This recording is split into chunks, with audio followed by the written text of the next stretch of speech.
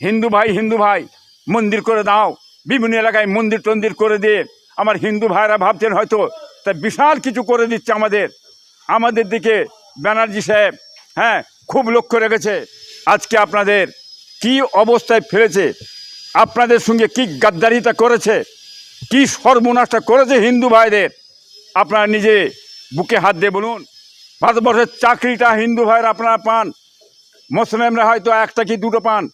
চাকরিটাকে ধূলিসাৎ করে দিয়েছে, তাতে ক্ষতি হয়েছে, হিন্দু ভাইদের ক্ষতি হয়েছে। মন্দির করে দিয়ে পেট ভরবে না, মসজিদ করে পেট ভরবে না।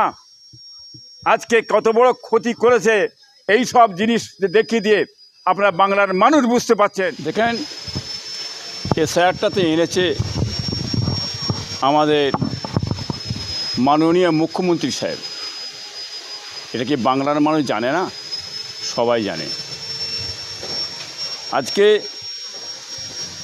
এ স্যার যে ফর্মটা মুখ্যমন্ত্রী সাহেবকে গেল, তিনি ছিঁড়ে ফেলে দিলেন না কেন? পারতেন তো তিনি ছিঁড়ে ফেলে দিতে। উনি তো বলেছিলেন যে স্যার আমি মানি না, যান চলে গেলেও এ স্যার করতে দেবো না। তার যান চলে গেলে বলেছিলেন, উনি তো বেঁচে আছেন। এ স্যার তো চালু হয়ে গেল, কোটি কোটি টাকা তো উনি এ স্যারের জন্য খরচা করেছেন, এবং যত অফিসার সমস্ত অফিসারতে ইনি তো দিয়েছেন। তাই এ স্যার হচ্ছে উনি জানেন না, জেনে শুনেই তো করিয়েছেন। এরা অভিনয় করে আর কতদিন চলবে? আজকে এ স্যার করে কি ক্ষতি হয়েছে দেশের, সে ভারতবর্ষের মানুষ বুঝতে পারছে। যে আশা এ স্যার করছেন যে ভারতবর্ষে পশ্চিমবাংলায় যে মুসলমান বাংলাদেশের থেকে এসে গেছে, ঢুকে গেছে বেশি, আজকে কতজন মুসলমান আছে সেটা বুঝতে পারবেন। 5 থেকে 7% মুসলমান এসছে বলে আমার মনে হয়নি। যারা এসেছে তারা একটু পাসপোর্ট করে আসে এবং ব্যবসা বাণিজ্য করে তারা বাড়ি চলে যায়, আবার কি কাজকাম করে খেটে বাড়িতে এসে পৌঁছে যায়, চলে যায়। এটা গণনা করা হোক কাদের ক্ষতি করলেন উনি। কোটি কোটি হিন্দু ভাইদের ক্ষতি করেছেন। আজকে মাতোয়া সম্প্রদায়িক মানুষ যারা এসছেন, তারা যে কি বিপদে পড়েছে সেটা গোটা পশ্চিমবাংলার মানুষ জানতে পারছে, ভারতবর্ষের মানুষ জানতে পারছেন। আজকে জ্যোতি বসুর যে সরকার ছিল বামপন্থীর, যারা বাংলাদেশ থেকে নাগরিক চলে এসেছিলেন, সেই সময় তাদের থাকার ব্যবস্থা, তাদের কলোনি, তাদের রেশন রাজকীয় অবস্থায় ব্যবস্থা করে দিয়েছিল। তারা আমার দেশে এসেছিল বলে, ভারতে এসেছিল বলে তারা এসে কোনো রকম কষ্ট না পায়, কোনো রকম বিপদে না পায়। তাদের সমস্ত দিক থেকে সহযোগিতা করেছিলেন এই জ্যোতি বসু সরকার। কি বুঝলেন? আজকে এই জ্যোতি বসু সরকার ছিল, উপকার হয়েছে কি না হয়েছে বাংলার মানুষ ওনারা জানেন সকলে। আজকে এনারা আবার কি করলেন? তৃণমূল সরকারকে নিয়ে আসার জন্যে, বিজেপি আসার জন্যে সুযোগ নিলেন এনারা, যে বিজেপি সরকার এলে আরও কিছু পাবো, তৃণমূলের আরও কিছু পাবো, আমাদের অভাব মিটে যাবে বলে আজকে এই তৃণমূল সরকারকে মন খুলে প্রাণ খুলে ঝেড়ে একবারই ভোট দিলেন। ভোট দেওয়ার পরে আজকে আপনারা কোথায় পৌঁছে গেছেন দেখুন। এত বড় ক্ষতি কেউ এই মাতোয়া সম্প্রদায়দের করে না, বাংলাদেশ থেকে যারা এসছে এত বড় ক্ষতি করে না।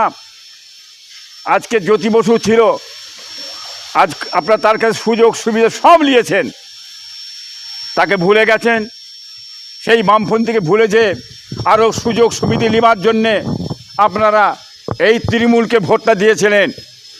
আজকে আপনাদের কি অবস্থায় ফেলেছে, আপনাদের সঙ্গে কি গাদ্দারিতা করেছে, কি সর্বনাশটা করেছে হিন্দু ভাইদের, আপনারা নিজে বুকে হাত দিয়ে বলুন।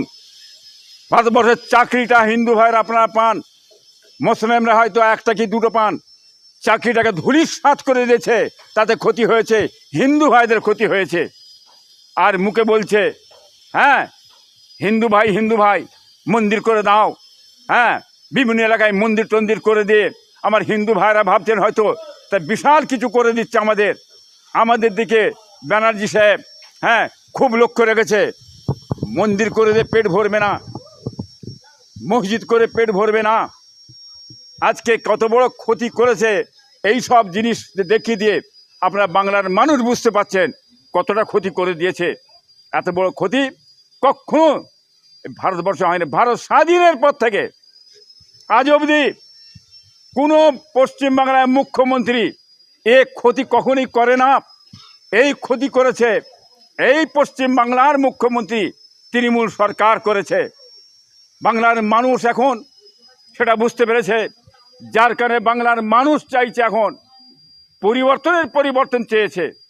মানুষ পরিবর্তন চেয়েছিল সেই সময় যে 34 বছর বামফ্রন্ট সরকার আছে, একবার পরিবর্তন করে দেখি। এই পরিবর্তন বাংলার মানুষ চাইনে, যে পরিবর্তন যে ক্ষতিটা হয়েছে এখন বাংলার মানুষ পরিবর্তন চাইছে। এটা বাংলার চারিদিকে আওয়াজ উঠছে, বুঝতে পারছেন। দিদি মোদি এক জায়গায় দাঁড়িয়ে RSS মিলে এই কঠিন সর্বনাশ কাজটা হিন্দু ভাইদের হ্যাঁ করেছে। হিন্দুরা আমার দেশের মানুষ, আমাদের মানুষ, তারা আমারই ভাই, আমরা তাদেরই ভাই, একসঙ্গে মিলে গিয়ে বাস করি। আর এরকম ভয়ঙ্কর ক্ষতি কখনই করেনি। এরা চাইছে বাংলাদেশ থেকে যারা এসেছে নাগরিকতা এসছে তারা আমাদেরকে নাগরিকতা চাক, হ্যাঁ কদিন হোক সেই সাইনবোর্ডকে সেটা ধরতে চাইছে। এই দিদি মোদি এবং RSS ভিতরে মিলে এই চক্রান্ত চলিয়েছে। আমি বাংলার মানুষকে বলবো এই RSS-এর চক্রান্ত থেকে বাঁচুন, দিদি মোদির কাছে বাঁচুন। মোদি চাইছে দিদি থাক, দিদি থাকলে মোদি থাকবে, দিদি পশ্চিমবাংলায় থাকলে মোদি থাকবে। এটা ষড়যন্ত্র কৌশল, এটা বাংলার মানুষ জানবেন। তার জবাব কিন্তু আগামীতে এই ইলেকশনে আশা করি হিন্দু মুসলমান জাতি ধর্ম বর্ণ নির্বিশেষে এর জবাব কিন্তু উচিত দেবে, শিক্ষাটা দিয়ে দেবে। দেখেন দিদি বলছে বিজেপির বিরুদ্ধে বলছে, এটা একটা পুরো অভিনয়। হ্যাঁ এটা একবারই দ্বিচারিতা, ধোঁকাবাজি কথাবার্তা, কোনদিন মানবেন না এই কথাটা। দিদি হচ্ছে RSS ওনাকে চালনা করে, RSS ছাড়া উনি চলতে পারবে না। RSS এজেন্ডাই হচ্ছে কঠিন এজেন্ডা, কি বুঝলেন। সে কোনোদিন মুসলমানের ভালো চাই না, সে মুসলমানদের ক্ষতি করতে চাই, মুসলমানের কোনো উপকার হয় না, কি বুঝলেন। আজকে যে শওকত মোল্লা বলছে তোমরা বিজেপিকে ভোট দাও, হ্যাঁ ISF-কে দিয়ে, উনি আসল কথাটা বলছে, ওর ভিতরের কথাটা বলছে। আগেও বলেছিলেন শওকত মোল্লা পালিয়ে যাবে অন্য এক জায়গায়, দেখবেন আপনার সময় এলে। কিন্তু এখন থেকেই তার সুর গাইছে, ওনার ভালো নয়, ওনার ঘুম হারাম হয়ে গেছে, বাঁচতে পারবে না শওকত মোল্লা, কোনোদিন বাঁচতে পারবে না। এখন থেকেই পা বাড়াচ্ছে বিজেপিতে, এখন থেকে তুলছে বিজেপিতে, উনি নিজেই বিজেপিতে যাবে, কি বুঝলেন। দিদি তিনি বিজেপি আমরা জানি, দিদি মোদি এক জায়গায়, অতএব ওনার দলবল তারাও RSS, তারাও কিন্তু বিজেপি, কি বুঝলেন। সুযোগ পেলেই কিন্তু এদের বাঁচার একটাই রাস্তা আছে, শওকত মোল্লা থেকে নিয়ে সব কটা নিয়ে, কি বুঝলেন, সব বিজেপিতে পালাবে। আপনার দিদিমণিও নিজেও বিজেপিতে পালাবে, উনি তো বিজেপিতে ছিলেন, বিজেপি থেকে এসেছেন, আবার সুযোগ পেলেই বিপদ হলেই বিজেপিতে পালাবে। লিখে রেখে দেবেন আমার কথাটা, আমি আগেও বলেছি, আজ প্রায় 13 থেকে 14 বছর আগেও বলেছি। দিদি মোদি এক জায়গায়, হ্যাঁ পান্তা ভাত গরম ভাত, 1 ফুল 3 ফুল, হ্যাঁ কোনোদিন বিশ্বাস করবেন না সেইটা ফলছে কি দেখুন। আমরা একটা নীতি আদর্শে চলি, আমরা এই ডাল ওডাল করা লোক নেই, এ ডাল ওডাল জিনিসটাকে আমি পছন্দ করি না। যারা এ ডাল ওডাল করবে কোনোদিন মানতে যাবেন না, নেবেন না। অতএব শওকত মোল্লার যে ধ্যান ধারণা কোথা আছে সেটা অভিনয় আমি অনেক আগে জানি। অতএব উনি সরাসরি দুদিন পরে দেখবেন বিজেপিতেই উনি ছাড়া ওনার জানে বাঁচার কোনো রাস্তা থাকবে না।